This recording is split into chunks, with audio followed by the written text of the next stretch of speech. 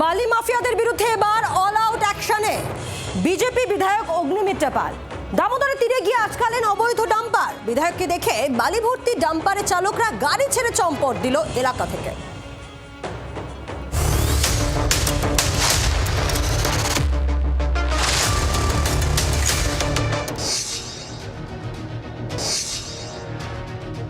বুধবার আসানসোল শহরে অবৈধ রেজিস্ট্রেশনবিহীন অটো টোটোর বিরুদ্ধে ফুঁসে উঠেছিলেন আসানসোল দক্ষিণের বিজেপি বিধায়ক অগ্নিমিত্রা পাল।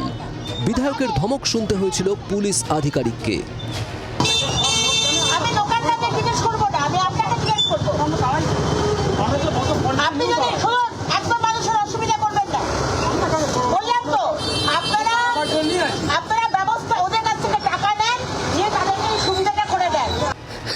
আর বৃহস্পতিবার টার্গেট করলেন অবৈধ বালি মাফিয়াদের। ছুটে গেলেন দামোদর নদীর ধারে ডামরার বালিঘাটে।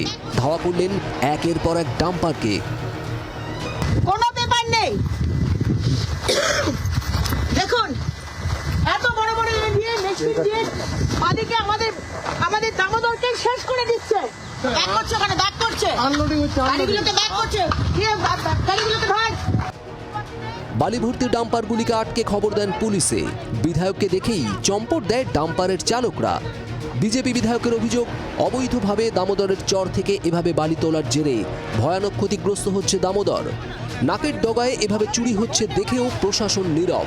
অভিযোগ অগ্নিমিত্রার। এটা ইলিগাল ঘাট, আর তার পাশে আরেকটা ঘাট আছে শান্তনুর ঘাট।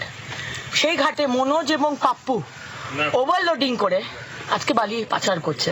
নাকের ডগায় চুরি হচ্ছে, আপনার মন্ত্রী মলয় ঘটক সব জানে, আপনার মেয়র বিধান উপাধ্যায় সব জানে, আপনার সভাপতি নরেন চক্রবর্তী সব জানে, কিন্তু এই টাকা ফান্ডিং উঠে আপনাদের দলে যাচ্ছে।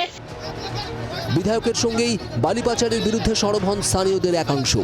অগ্নিমিত্রা পাল বেআইনি বালি পাচারের অভিযোগ তুললেও আসানসোল দক্ষিণ থানার পুলিশের দাবি এটা বৈধ বালিঘাট। এই নিয়ে পুলিশের সঙ্গে বিধায়ক ও স্থানীয়দের তীব্র বচসা শুরু হয়।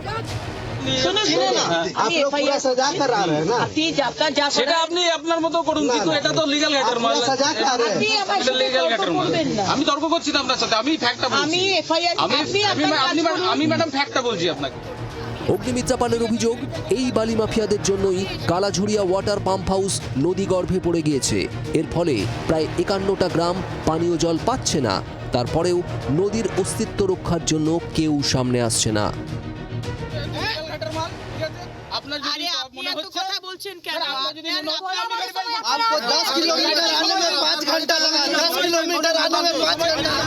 আসানসোল থেকে বাসুদেব চট্টোপাধ্যায়ের রিপোর্ট, জি 24 ঘন্টা। বাংলার আওয়াজ, বাঙালির আবেগ, জি 24 ঘন্টা।